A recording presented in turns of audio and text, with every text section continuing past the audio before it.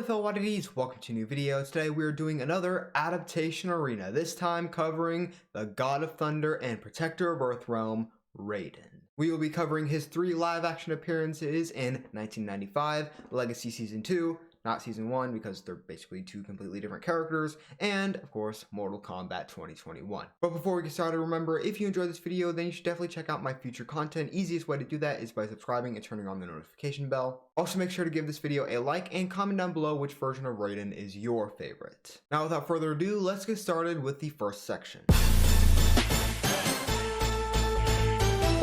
In terms of appearance, starting off in 1995, it's pretty basic, not too similar to at least the Raiden we know nowadays. It's more similar to the Mortal Kombat 1 Raiden. It's basically just a white robe and that's it. Other than that, he has this long white hair, which wasn't a thing in the games at the time, but later on it was adapted into Raiden's character because of this movie. He also doesn't have the black hood thing that Raiden wears, mostly because he's not even wearing the hat for most of the movie, and that hood thing normally goes under the hat.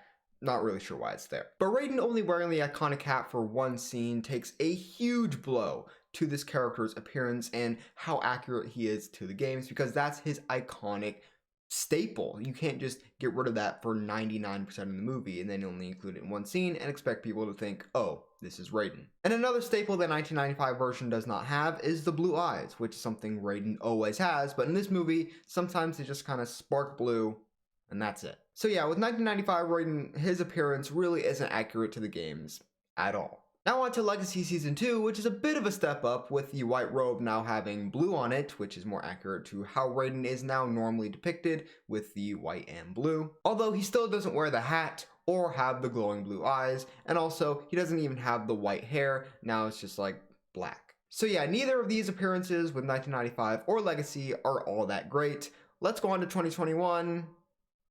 I think it's a pretty easy dub. First of all, while yes, he doesn't have the straw hat, he has a metal one, at least he wears it for the entire movie and not just like one scene. He also has the glowing blue eyes for 100% of the movie, and while some people may say, well, that takes away the emotion of his character because you can't see his eyes, and that's not what we're talking about. We're not talking about who is the best character, we're talking about who is the most accurate, and this is the most accurate to the games. Now his robe is now entirely blue instead of being white and blue or just white. So that's kind of funny. We started with just white, then white and blue, and now just blue. But yeah, I don't really think it's a competition here. I'm gonna give the win to 2021. Now on to MOVESET, which is pretty simple. Raiden, everyone kind of knows what his powers are. It's teleportation and lightning. You really can't get that wrong. And 1995 proves that by doing those exact 2 things. He can blast people with lightning, although it's red and blue instead of being just blue, but that doesn't really matter. And he can also teleport. I mean, yeah, pretty simple. That's all you really need. Now, when it comes to Legacy, he uses his powers once to light a fire. That's it. And for 2021, again, pretty simple, just teleportation and lightning blast. But I feel like 2021 does kind of expand on the powers a bit more, and also includes Raiden's staff. It's the only one of these 3 adaptations to actually include his iconic weapon, and he uses it to channel his lightning and create that lightning barrier over the entire temple. So I'm going to be giving the win to Mortal Kombat 2021 just because they expand upon his powers just a bit more than 1995 and, of course, Legacy. And while it may seem like 2021 is stealing this right now, remember what happened with the last video with Liu Kang. First 2 sections were won by 2021, but those were the first 2 sections. They weren't that important. They were appearance and moveset, which overall to an actual character and who they are isn't that important. So let's move on to the first major section, casting.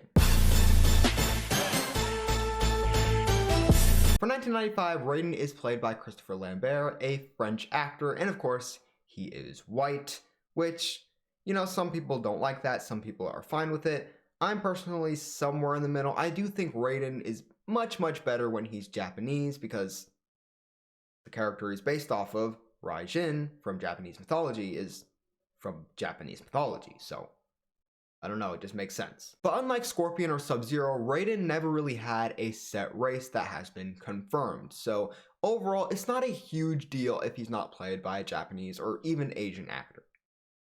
Especially when the actor did such a good job, like with Christopher Lambert in this movie. Now, one of Raiden's defining features is that he is very tall. In fact, he is said to be 7 foot, which you're not going to find a lot of actors who are that tall. So Christopher Lambert was only 5'11", which, you know, they probably could have gone taller, but honestly, it's not that big of a deal. Now, for Legacy Season 2, he was actually played by an Asian actor, which I wasn't expecting from Legacy. Now, it's not a Japanese actor, it's a Korean actor, but it's a big step up from anything else. He's played by David Lee McInnes, who is actually the tallest out of the 3 actors to play Raiden. He is 6'2", which isn't 7 foot, but it's closer. But yeah, that's all I really have to say about him. Let's move on to 2021's actor, Tadanobu Asano, which gets a lot of flack for this role. First of all, the thing everyone complains about with this version of Raiden is that he's too short, which is kind of weird to me because he's only an inch shorter than Christopher Lambert, which is the Raiden everyone loves, but I guess that's kind of up to presentation, and also Christopher Lambert probably wore shoes that made him seem taller, while maybe Tadanobu Asano didn't. Other than that, Tadanobu Asano is Japanese, which is good because that's what Raiden probably should be, but honestly, I'm not sure if it's enough to get him the win in the casting section. It's really between him and, I can't believe I'm about to say this, but Legacy Season 2's David Lee McInnes. Think about it, not only is he the tallest actor to play Raiden at 6'2", which again isn't 7 foot, but it's much taller than the other 2. He's also an Asian actor, which, not Japanese, but you know, it's better than what we get most of the time, let's be honest. But if you look at the other actors, none of them have those 2 features. Christopher Lambert, not Asian, also not that tall. Tadanobu Asano, Japanese, which is better, but he's also not very tall, and the presentation really doesn't help that. So I think I'm going to give it to Legacy, guys. So yeah, 2 points to 2021, 1 point to Legacy. We have 2 more sections left. Let's see who wins. Now we're on to personality. Now, before we get started with this section, I want to remind you guys that this is about how accurate they are to the game. This is not about how likable they are just in general or how good of characters they are. It's purely how accurate are they to the source material. So just keep that in mind as we go in. Starting with 1995, we have a version of the character that's much more laid back. He's not really super stern or strict. He's not like angry or super desperate feeling because this is the last tournament. He's calm, composed, and although has done this a whole lot of times before, he seems to have faith in this group of people specifically, with Liu Kang, Johnny Cage, and Sonya Blade. In a weird way, he has that kind of villainous, plotting, conniving, scheming sort of mindset, but in a heroic kind of stance, because he's kind of in the background manipulating events so that the heroes get to where they need to be so that they can win. Which, although is a cool adaptation of the character and definitely makes for a more unique kind of mentor character, I'm not sure if it's very accurate to the games, because in the games, he's more of kind of that generic mentor. But I don't think Raiden is quite as generic of a mentor as Legacy Season 2 Raiden, who is literally just an exposition dump. Like literally, Raiden's only scene in the entire series is all of the characters are sitting around a campfire and they just ask him questions. That's it. They just ask him questions, Raiden answers it, and like, that's it. He doesn't have any sort of personal moments with the characters. He doesn't really even train them. He just tells them what's going on. Now, as for 2021, this one is a bit complicated. A lot of people really hate this version of the character because they say he's way too mean and he's like insulting the characters, and he's like, oh, these guys suck. What are they doing here? And then he's like going up to Cole Young and calling him a failure and that he should go home, and that's what he does. And, you know, I get that from a certain point of view, but honestly, I don't know if this is like a theory or if it's like pretty obvious to most people, but I think that Raiden was just putting up an act and a persona during these scenes, and by the end of the movie, you can see his personality shifts. Like, just compare how he is for most of the movie to how he is in that very end scene, where he's smiling, he's making jokes, like, he talks too much. And he just overall doesn't seem like the character he was before. Now, some people may say just bad writing. I personally don't believe that. I think this is way too sudden of a switch that I don't think that's what happened. I think Raiden put up a persona to get the characters where they need to be. So like, for example, Cole Young, he sent him home and it seemed like he was just done with him. He thought Cole Young was a failure, but when Cole Young got sent home, guess what happened? Goro attacked his family and Cole Young got his power.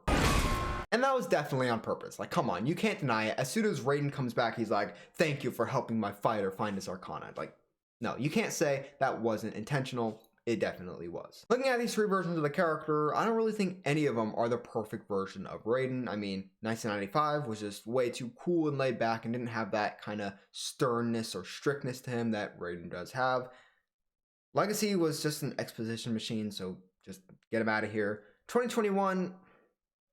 he showed that he can do both, but he needs to actually mix them together. He could be stern and strict, but he could also be caring and humorous. And to get the perfect version of Raiden, in my opinion, you have to fuse those. But you know what? He was the only version that showed he could do both. So honestly, despite a lot of people probably hating this, I'm going to give the win to 2021. So yeah, your winner is 2021, but just for fun, let's move on to the final section. Story. This one's pretty obvious, isn't it? In 1995, he was the God of Thunder, protector of Earthrealm, and he kind of mentors over the three main Earthrealmers in the first Mortal Kombat tournament with Liu Kang, Sonya Blade, and Johnny Cage, and that's his role in the story. And, you know, that's pretty much just his role in the game story as well. Almost one-to-one there. Now, there are a few differences, but that's just because of 1995's overall differences to the entire story. I think if you took this Raiden and just replaced him with the Raiden that was actually in the games, it would basically be the same story. Now for Legacy, as much as I would love to rip into the awful episode where Raiden crashes down from the sky and is placed in a psychiatric ward, I'm not going to do that because we're talking about Season 2 here. Like I said earlier, he's just an exposition dump. He does say he's the God of Thunder, protector of Earthrealm, so there's that. But other than that, he literally doesn't have any other scenes in the entire series, so that's all I can really go off of. And as for 2021, this version of the story obviously takes place before the tournament, and all these characters are meeting beforehand, and he's the one who sends Liu Kang out to find all the Earthrealm characters and bring them back to the temple so that they can be trained. And obviously, none of this is really related to the actual story of Mortal Kombat 1, and even what happened before that. Like, none of this really happened. So I'm going to give this pretty clear win to 1995, but it's not enough in the end. Only got 1 point. Legacy only got 1 point, but 3 points went to 2021, which might be controversial. I don't really care. It's not my personal favorite version of the character. I gotta go with Christopher Lambert, but for accuracy, just that, he has to win. Some people might not like that, but in my opinion, it's just the truth. But if you disagree and you want to give your reasons for why 1995 or why Legacy should have won, then put them in the comments down below. Also make sure to like, subscribe, and turn on the notification bell. And with that being said, that's it for this video, my fellow oddities. I'll see you next time.